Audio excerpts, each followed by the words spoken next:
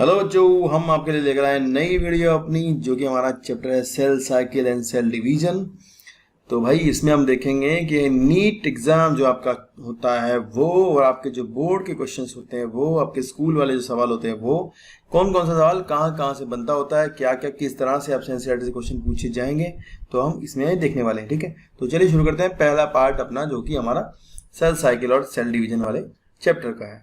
ठीक है, तो शुरू करते हैं। लिखा है कि are you aware that all organism even the largest start their life from a single cell. Very good, ये तो हमें पता ही है कि भाई सभी जो है सभी ने सिंगल सेल से शुरू किया होता है, क्योंकि जो सिंगल सेल होती है भाई वो जाइगोट होता है। बात समझ आई? तो जाइगोट से शुरू करता होता है। लिखा है you may wonder how a single cell then goes on to form such large organism.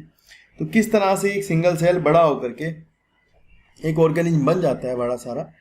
ठीक है, तो या फिर जाइगोट से शुरू हो, भले ही वो स्पोर से शुरू हो, तो एक सेल से अगर माइटोसिस होकर लगातार बन रहा है, डिवीजन होकर लगातार कोई ऑर्गेनिज्म बड़ा हो रहा है, तो यहाँ में ही जानेंगे कि इस तरह से वो डिवाइड होते हैं, कैसे एक सेल डिवाइड करती है, कैसे अपनी संख्या बढ़ाती है, किस तरह से आगे वो कंटिन्यू डिवाइड करती रहती है। तो प्लांट वगैरह में तो आप देखोगे लगातार तमाम उम्र प्लांट ग्रोथ करते रहते हैं, जबकि हमारे अंदर क्या है कि ग्रोथ एक टाइम पर आकर रुक जाती है, लेकिन फिर भी हमारे अंदर डिविजन्स चलते रहते हैं। कहीं पर टिश्यू कट जाए, टिश्यू फट जाए, टूट जाए, तो वहाँ पर डिवीजन होते रहते हैं। तो यहाँ लिखा है you may wonder how a single cell then goes on to form such large organism. Growth and reproduction are characteristics of cell. Growth और रिप्रोडक्शन जो है वो कैरेक्टर्स हैं किसके भाई? सेल के। Indeed of all organism all cell reproduce by dividing into two with each parental cell giving rise to two daughter cells each time they divide. तो जब भी सेल डिवाइड करती है तो भाई दो सेल बनाती होती है। ठीक है, तो ये नॉर्मल बात लिखी गई है, आप इसको वो मत सोचना कि भाई ये कंपैरेटिवली आप मियोसिस की बात करने लगोगे, भाई मियोसिस में 4 बनती हैं। ठीक है, नेक्स्ट है these newly form daughter cell can themself grow and divide. तो ये हमेशा भी नहीं होता है कि भाई हमेशा ही जो दो नई बनने वाली सेल है वो दोबारा डिवाइड करेंगी ही, ऐसा ज़रूरी नहीं होता है, पर डिवाइड कर लेती है। उनमें से एक डिवाइड करती है, एक मान लो कुछ और बन जाए, मतलब परमानेंट हो जाए, वो अलग बात है। लिखा है giving rise to a new cell population that is formed by the growth and the division of the single parental cell and its progeny. In other words such cycle of growth and division allow a single cell to form a structure consisting of million of cells। तो बाद में क्या होता है, single cell million of cell में convert हो जाती है। ठीक है, नीचे लिखा है हेडिंग सेल साइकिल। तो यहाँ से हम शुरू करते हैं भाई चैप्टर। सेल साइकिल क्या होता है? देखिए ऐसा होता है, मान लो कि कोई सेल है हमारी, तो शुरुआत में वो आपकी सेल ये यहाँ मान लो एक सेल है, तो इसको क्या करना है? डिवाइड करना है। तो यार ये ऐसे डिवाइड करने से पहले इसके अंदर आपको पता ना क्या होता है? इसके अंदर होता है न्यूक्लियस। ठीक है, और आप सबको पता है कि भाई न्यूक्लियस के अंदर यहाँ पर क्या होते हैं? क्रोमोसोम्स होते हैं। ठीक है, क्रोमोसोम्स। और ये यूकैरियोटिक सेल की बात हो रही है। तो मान लो अगर ये सेल डिवाइड करके 2 सेल बना देती है, सपोज करो इसने क्या किया, डिवीजन किया और 2 सेल बना दी, तो दोनों सेलों में मान लो पहले वाली सेल में क्रोमोसोम की जो संख्या थी वो 50 थी। ठीक है, और तो जो नई बनने वाली सेल होती है उसमें कितनी होगी? इसमें 50 होगी, इसमें भी 50 होगी। तो यहाँ क्या होता है, सेल शुरुआत में पहला अपना डीएनए अपने क्रोमोसोम को दुगना करती है, और उस दुगना करने के बाद क्रोमोसोम, क्योंकि देखो दोनों सेलों को बराबर क्रोमोसोम देने होते हैं इसको, तो जब दोनों सेल को बराबर क्रोमोसोम देने होंगे भाई, तो इसको क्या करना पड़ेगा? अपना डीएनए दुगना करना पड़ेगा, अपना क्रोमोसोम दुगना करना पड़ेगा, और इसको बेचारी को साइटोप्लाज्म की मात्रा भी बढ़ानी पड़ेगी, क्योंकि 2 जगह बटेगा तो इसको साइटोप्लाज्म में बढ़ाना पड़ेगा। तो पूरा जो सेल का शुरुआत से लेकर के डीएनए का दुगना करना, अपनी ग्रोथ करना, फिर बाद में 2 में बढ़ जाना, ये पूरा जो प्रोसेस है भाई इसको बोलते हैं सेल साइकिल। इसको बोलते हैं सेल साइकिल। तो सेल साइकिल आप समझ आई? तो अभी हम देखेंगे इसमें एक एक स्टेप करके होता क्या है। लिखा है कि cell division is an very important process in all living organism. During the division of the cell DNA replication and cell growth also takes place. तो बिल्कुल यही इंपॉर्टेंट बात है कि भाई डीएनए का दुगना होना, रेप्लिकेशन करना और सेल का ग्रोथ करना। In all these processes, that is the cell division, DNA replication and cell growth, hence have to take place in a coordinated way to ensure correct division and formation of progeny cells containing intact genome। तो उनमें भी जो नई बनने वाली cell होती है भाई, उनके अंदर भी डीएनए की मात्रा उतनी होनी चाहिए जितनी पहले वाली सेल में थी। नॉर्मल बात तो यही है। तो लिखा है कि the sequence of the event by which a cell duplicate its genome. तो भाई वो इवेंट जिससे तुम्हारी सेल जो है डुप्लीकेट कर रही होती है अपने जीनोम को, अपना जीनोम मतलब अपना जो क्रोमोसोम है, अपना डीएनए जो, उसको synthesizes the other constituent of the cell and eventually divide into two daughter cell is called as the cell cycle। तो पूरा जो प्रोसेस होता है भाई, उस पूरे प्रोसेस को अपन बोलते हैं सेल साइकिल।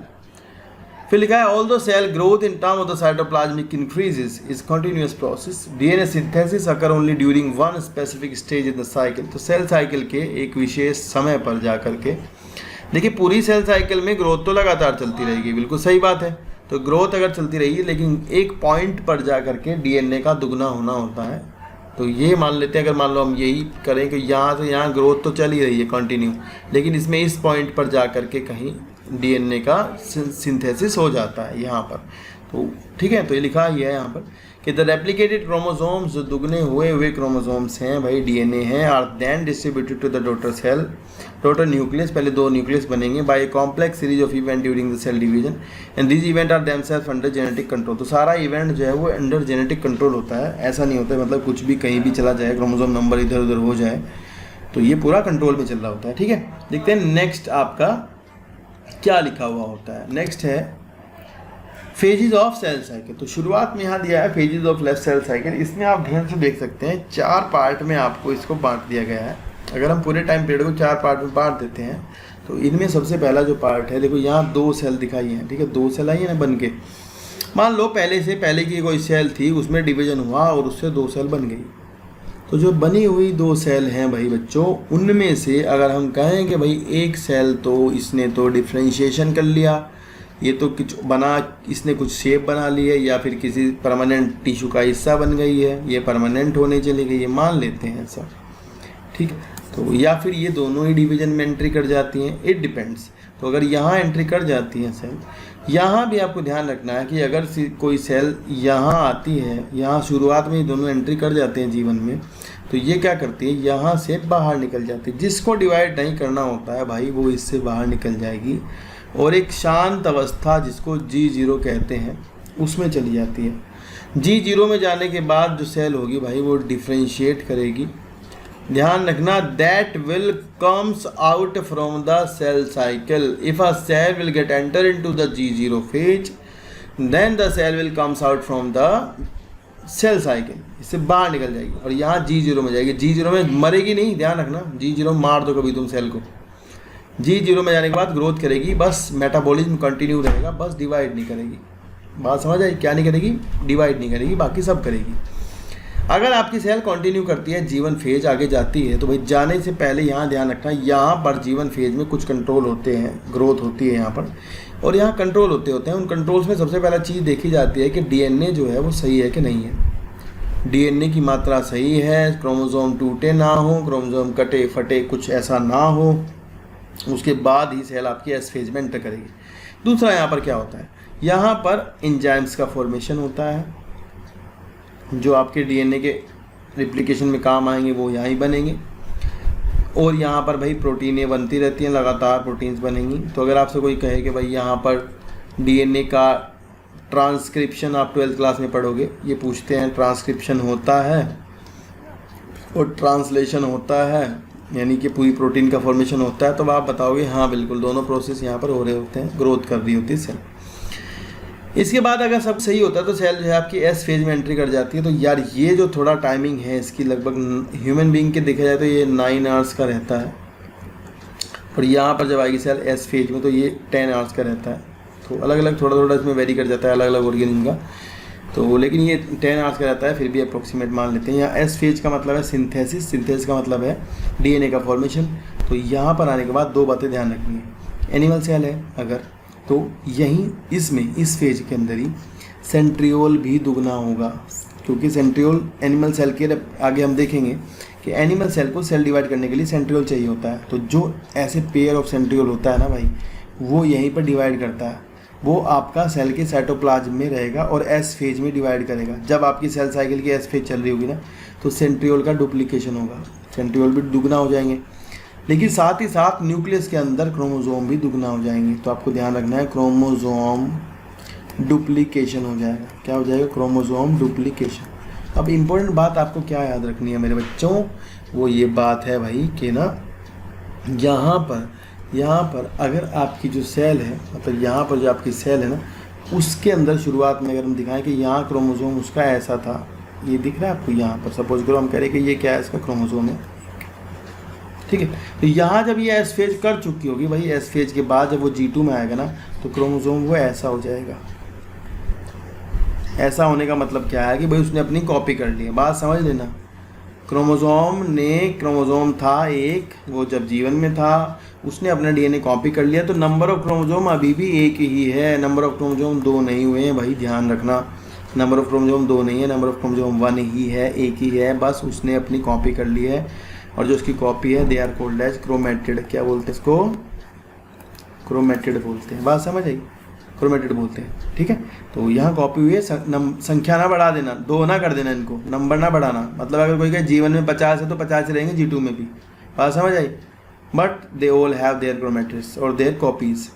इसके बाद सेल जो है एस फेज से आपके रेप्लिकेशन के बाद G2 में आएगी, G2 में आने के बाद उसमें प्रोटीनें और बनेंगी, ग्रोथ होती चली जाएगी। कुछ प्रोटीन्स जो कि आपकी चाहिए होती हैं यहाँ पर, आपकी जो मेटाफेज है, एनाफेज है, इनमें मतलब एम फेज में जो एक्चुअल डिवीजन टाइम है उसमें चाहिए होती है, वो प्रोटीन का फॉर्मेशन यहाँ पर होता है। जैसे हम कहें कि भाई स्पिंडल, आगे पढ़ेंगे आप स्पिंडल क्या होता है, तो स्पिंडल प्रोटीन्स का सिंथेसिस अगर आपसे पूछा जाए तो कहाँ पर होगा? यहीं पर होगा, G2 फेज में। सेल आपकी कहाँ एंट्री कर जाएगी? एम फेज में एंट्री कर जाएगी बाद में यहाँ से, ठीक है। एम फेज आपकी लगभग चलती है ह्यूमन बीइंग में 1 घंटा, और ये लगभग चलती है 4 घंटे, ठीक है, 4 आवर चलती है। देखते हैं एनसीईआरटी ने आगे क्या क्या बताया हुआ है, एक बार देख लेते हैं क्या क्या लिखा हुआ है। A typical eukaryotic cell cycle is illustrated by the human cell in culture. These cell divide once in 24 घंटे में एक बार डिवीजन करता है ह्यूमन बीइंग की सेल। लिखा however the duration of cell cycle can vary from organism to organism and also from cell type to cell type. Each for example can progress through the cell cycle in only about 90 minutes. तो each जो है वो 90 minute में divide करता है, ठीक है। यहाँ से शुरू होती है अगली बात कि भाई सेल साइकिल को 2 भागों में डिवाइड करते हैं, एक तो इंटरफेज, दूसरा है एम फेज। तो भाई एम फेज आपने देखा छोटी सी है, 1 घंटा चलती है, बाकी का टाइम क्या है सारा इंटरफेज है। तो ब्लू वाली लाइन पूरी क्या है? इंटरफेज है। इंटरफेज को 3 में बांटा है, G1 S G2 में। तो एक एक करके देखते हैं आगे क्या लिखा हुआ है। लिखा था M phase represent the phase when the actual cell division. तो एम फेज जो है भाई वो बिल्कुल सही बात है, एम फेज वो अवस्था है जिसमें एक्चुअली सेल डिवीजन होता है, ठीक है। फिर लिखा है the M phase represent the actual cell division और माइटोसिस या फिर meiosis occur, and the interphase represent the phase between the 2 successive M phase. तो 2 एम फेज के बीच में क्या आएगी? इंटरफेज आएगी, एम फेज फिर इंटरफेज, एम फेज फिर interphase. And it is significant to note that in 24 hour average duration of cell cycle of human cell division proper last for the about an hour. तो ये यार M phase जो है वो 1 घंटा चलती है, बता दिया है। And the interphase last for 95%, तो हमने टाइम पीरियड आपको बता दिया है। The M phase start with the nuclear division corresponding to the separation of daughter chromosomes. तो भाई ध्यान रखना, पहले सेल के न्यूक्लियस डिवाइड करते हैं, न्यूक्लियस का डिवाइड करना कहलाता है कैरियोकाइनेसिस। सेल के साइटोप्लाज्म का डिवीजन होता है साइटोकाइनेसिस। तो भैया पहले होता है न्यूक्लियर डिवीजन, उसके बाद होता है सेल्यूलर डिवीजन यानी साइटोप्लाज्म का डिवीजन। लिखा है the interphase through called the resting phase, it is time during which the cell is preparing for division by undergoing both cell growth and DNA replication. तो भाई आपको पता है इंटरफेज में सेल ग्रोथ करती है, DNA को दुगना करती है। एंड लिखा है कि 3 में बांटा इंटरफेज को, G1 में, S में, G2 में। फिर उन्होंने जीवन पढ़ाना शुरू कर दिया आगे। तो लिखा है G1 phase correspond to the interval between mitosis and initiation of the DNA replication. तो दोनों के बीच में क्या होता है? G1 फेज आता है। फिर लिखा है during G1 phase the cell is metabolically active. तो ध्यान रखना भाई मेटाबॉलिकली एक्टिव रहती है, मरती नहीं है, आप ये मत सोचना मर जाएगी, मतलब उसका मेटाबॉलिज्म चलता रहता है। And continuously grow but does not replicate the DNA। और एस फेज जो सिंथेसिस फेज है उसमें DNA दुगना हो जाता है। During this time the amount of DNA per cell double, amount of DNA double. भाई अगर DNA कहीं पर 2C है तो 2C से 4C हो जाएगा, but the chromosome number will remain same as I told you before. ध्यान रखना भाई क्रोमोसोम की संख्या ना बढ़ा देना। फिर लिखा हुआ है बच्चों कि भाई if the initial amount of DNA is 2C, तो कितना हो जाएगा? 4C हो जाएगा। Now where there is no increase in the chromosome number, ध्यान से no increase in the number of chromosome. NEET में क्वेश्चन आएगा यहाँ से। ये तो सेल है diploid two a number of chromosome. Cell अगर भाई diploid number of two N, अगर किसी सेल में डिप्लॉयड नंबर ऑफ क्रोमोसोम है तो भाई उतने ही रहेंगे। दो, अगर किसी में 2n है तो 2n ही रहने वाले हैं। मतलब अगर 46 हैं तो 46 रहेंगे। मतलब अगर 23 पेयर हैं तो 23 पेयर ही रहेंगे, संख्या नहीं बढ़ जाएगी। लिखा है even after S phase the number of chromosome remain same. तो ये इंपॉर्टेंट लाइन है भाई, ध्यान रखना है इसको। फिर लिखा है कि in animal cells during the S phase DNA replication begin in the nucleus. Animal cell में एस फेज के टाइम पर डीएनए रेप्लिकेशन जो है न्यूक्लियस में शुरू हो जाता है। And the centriole duplicate in the cytoplasm. तो हमने बता दिया आपको, सेंट्रियोल जो है आपके साइटोप्लाज्म में दुगना होना शुरू हो जाते हैं। And during the G2 phase protein are synthesized in preparation for mitosis while cell growth continues. ठीक है, तो आपको ध्यान रखना G2 में जो है प्रोटीनें बनती हैं, वो वाली प्रोटीनें बनती हैं जिनका काम आपका कहाँ पर होता है आपकी उसमें क्या बोलते हैं उसको, एम फेज में। ठीक है, जैसे कि spindle protein as I told you. आगे देखते हैं, लिखा है some cell in the adult animal do not appear to exhibit division. तो एडल्ट एनिमल्स में कुछ सेल्स होते हैं डिवाइड नहीं करते, जैसे heart cell. And many other cell divide only occasionally and as needed to replace cells that have been lost. कुछ खो चुकी सेल है तो तब कुछ डिवाइड करते हैं, हमेशा डिवाइड नहीं करती। Because of the injury of the cell death and these cell do not divide further exit. इस वर्ड को ध्यान देना, मेडिकल में आया था सब यहाँ से। एग्जिट कर देंगे जीवन से, जीवन से एग्जिट करके कहाँ चली जाती है, इनएक्टिव स्टेज में चले जाएंगे। उसको बोलते हैं क्विसेंट स्टेज। क्या बोलते हैं, क्विसेंट स्टेज, शांत अवस्था।